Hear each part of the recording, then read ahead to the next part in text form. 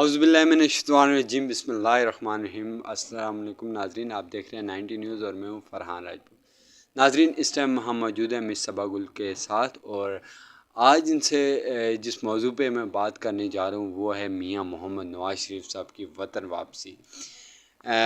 سب سے پہلے تو میڈم آپ کا بہت بہت شکریہ کہ آج آپ نے ہمیں اسپیشلی ٹائم دیا۔ Thank you. اچھا میڈم، آج میرا پہلا سوال آپ سے یہ ہے کہ میاں محمد نواز شریف کی وطن واپسی اچانک، اور سائفر کیس میں بھی ان کو ریلیف مل گیا، یہ کس ڈیل کے تحت آئے ہیں پاکستان؟ بسم اللہ الرحمن الرحیم۔ یہ سوال آپ نے بڑا خوبصورت کیا، اس کا جواب میں اس طریقے سے دوں گی۔ انہوں نے کچھ پہلی دفعہ یعنی کہ پاکستان کے اندر حکومت نہیں چلائی، یعنی کہ کتنی دفعہ وہ حکومت چلا چکے ہیں۔ یہ جس ڈیل کی آپ بات کر رہے ہیں یہ ڈیل نہیں تھی، یہ لوگوں کا پیار تھا۔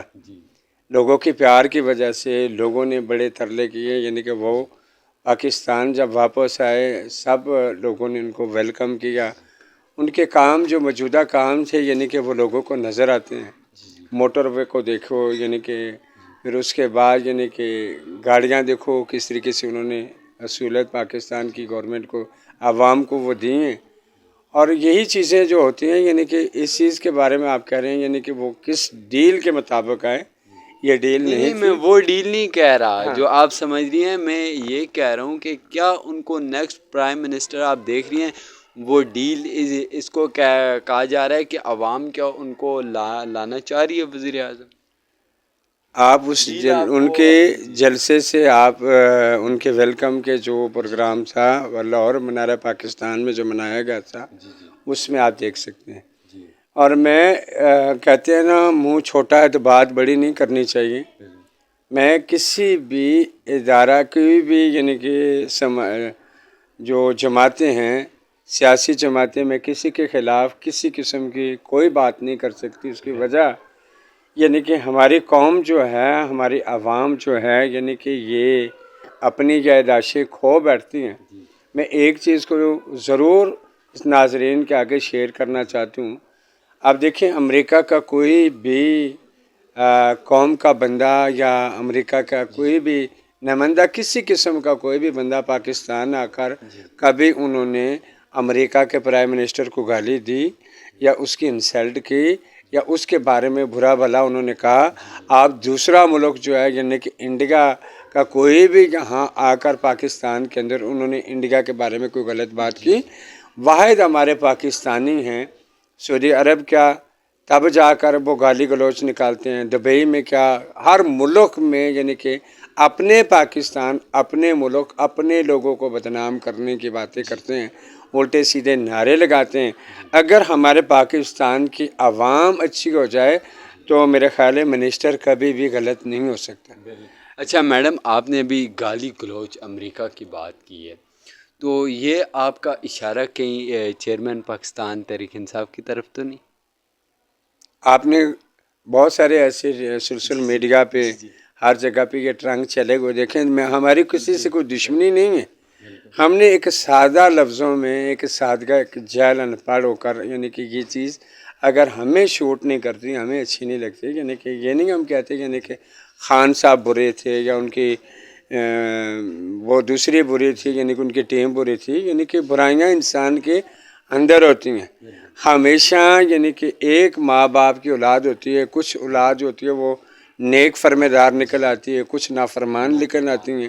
ان چیزوں کو سوچنا چاہیے، یعنی کہ کوئی بھی منسٹر ہے، ہم تو دعا کرتے ہیں اگر وہ منسٹر آئے جو لوگوں کی پسندگی کا ہو اور جو لوگوں کے معیار کے اوپر پورا اترے، جو پاکستان کی ہر حقوق کو سمجھنے کی کوشش کرے۔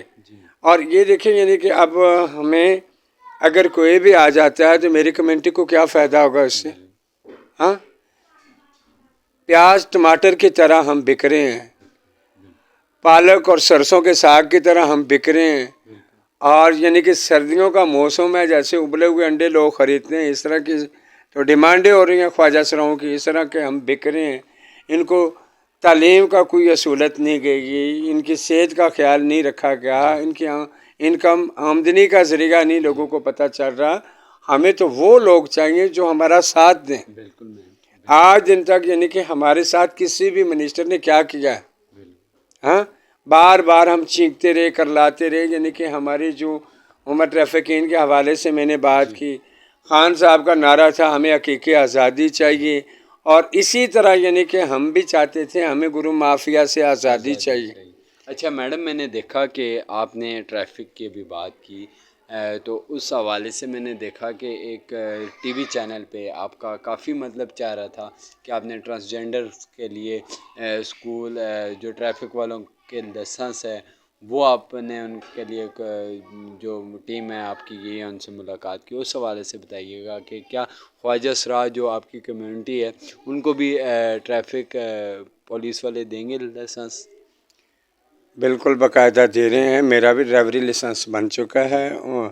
ٹریفک پولیس والے نے مجھے بھی بلایا، یعنی کہ یہاں راول پنڈی کاسو مارکیٹ جو بڑا ان کا ہیڈ آفس ہے، میری باقاعدہ مووی بنی. مجھے لائسنس ابھی ملا نہیں ہے، وہ ملے گا. اور یہ سب کا حقوق ہے. جس طریقے سے آپ بات کر رہے ہیں یعنی کہ ضروری جو چیزیں ہوتی ہیں وہ ایجوکیشن ہے، ضروری ان کے سکل ہیں، ضروری ان کے لیے ان کے آنر ہیں، یعنی کہ وہ کچھ کام کاروبار سیکھیں گے تو آگے بڑھیں گے.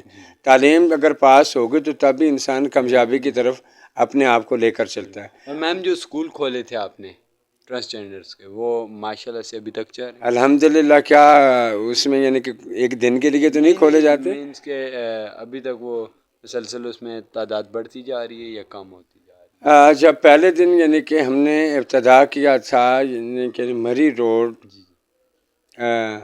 گائز ہائی اسکول میں نمبر 1 میں، یعنی کہ وہاں پہلے دن جب ہم گئے تھے 60 لوگ تھے. پھر اس کے بعد یعنی کہ ہماری کمیٹی کے اندر کے لوگوں نے ادھر ادھر کی باتیں کی. پھر 15-20 سے کرتے کرتے اس وقت ماشاءاللہ 100 کے قریب ٹرانسجینڈر جو ہیں وہ زیر تعلیم ہیں، بڑے شوق سے پڑھ رہے ہیں. وہاں کی اصولتیں بھی ان کو ملی ہیں، یونیفارم بھی ان کو مل رہے ہیں، کتابیں بھی ان کو مل رہی ہیں، 10,000 پر منتھ ان کو وظیفہ بھی مل رہا ہے. اسی طرح کا یعنی کہ لالہ زار کے اندر یعنی کہ آرمی اسکول کے اندر ایکٹ والوں نے جو ان کے ساتھ میرے سائن ہوئے تھے، سائن کیا تھا میں نے. اور اس کے بعد وہاں بھی یعنی کہ 25-30 جو ٹرانسجینڈر ہے وہ پڑھ رہے ہیں.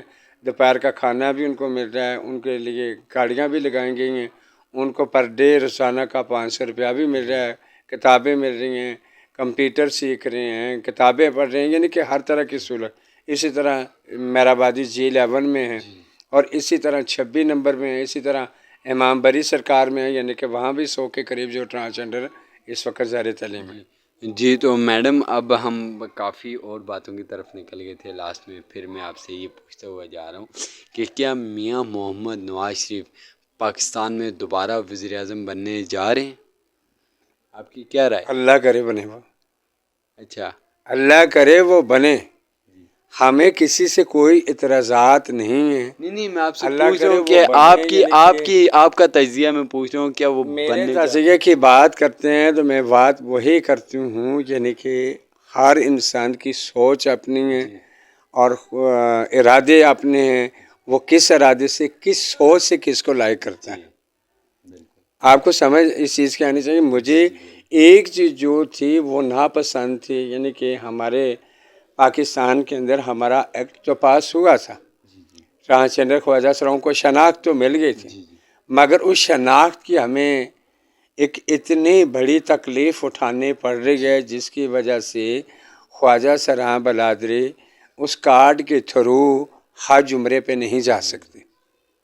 اگر میں اتنے مدرسے بنا سکتی ہوں، اتنے اسکولوں کے پر توجہ دے سکتی ہوں، اتنے لوگوں کو ویل چیئریں دے سکتی ہوں، راشن دے سکتی ہوں، ہر دکھ سکھ میں ہر قوم کے انسان کے ساتھ شامل ہوتی ہوں، برابر کا شریکہ ان کے ساتھ کرتی ہوں، اور لوگوں کی بچیوں کی شادیاں کرواتی ہوں. جتنا پیسہ میں نے اس ویلفیئر کے اوپر لگایا ہے تو میرا تو بھی رائٹ بنتا ہے میں ایک دفعہ آقا کریم صلی اللہ علیہ وآلہ وسلم کے روضے مبارک کا دیدار تو کر کے آؤں.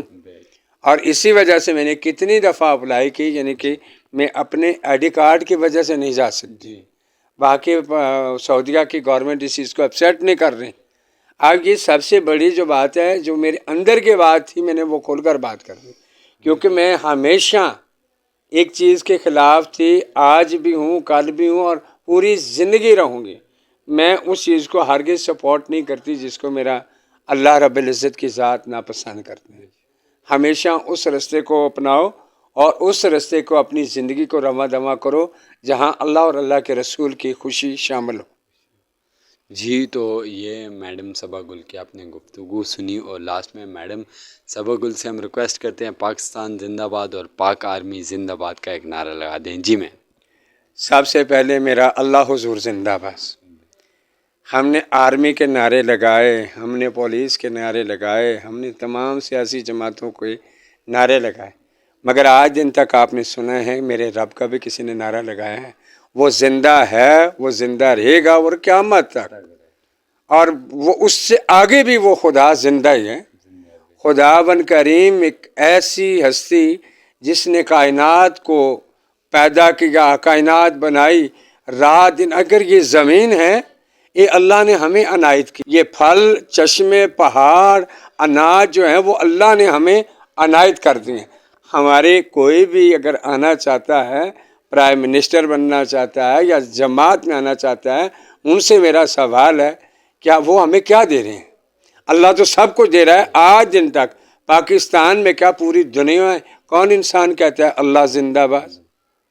لوگوں کو کہنا چاہیے. اللہ کا شکر کھا رہے ادا ہیں، کر رہے ہیں ہم. جس کا ہم کھا رہے ہیں، جس نے ہمیں زندگی عطا کی ہے. مجھے ڈر موت کا ڈر بالکل نہیں ہے. کیوں؟ ایک دفعہ زندگی میں آئی اور دوسری طرف وہ اپنے پاس ضرور بلائے گا. پھر بھی میں کہوں گی میرا وطن زندہ باد، میرا رب زندہ باد. پاکستان